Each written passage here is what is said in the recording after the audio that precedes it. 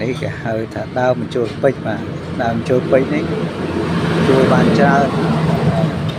ទីមួយមានពឹសត្រូវអំពើអំពាន់អីយើងអាចយក9ស្លឹកបៀតាពីទៅយើងលេបទៅអាហ្នឹងអ្នកដែលត្រូវអំពើអំពាន់គេទី2នេះទៅពឹសឬមួយដុសពងបែកពងអីហ្នឹងហ្នឹងហើយអាចចូល9ស្លឹកយកមកបុកជាមួយអំបិលតិចទៅចូលទៅបិទហើយយករុំមកចិត្តបាទគេហៅថាដើមបញ្ចូលពេជ្រ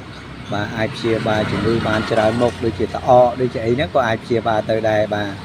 ហើយដូចជាអ្នកទៅអំពើអំពាន់ហើមដៃវាចេះតែរៀបឆ្នាំពេទ្យទៅចេះតែរីកយើងកុំនេះឯងយកតែដើមបញ្ចូលពេជ្រហ្នឹង9ស្លឹក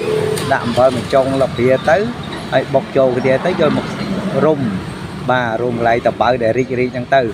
មកសន្ទុះតា2 3ថ្ងៃទៅជាហើយបាទនេះជាដើមបញ្ចូលពេជ្របំណងល្អពីលោកគ្រូចាប់សរសៃដៃទឹកបាទ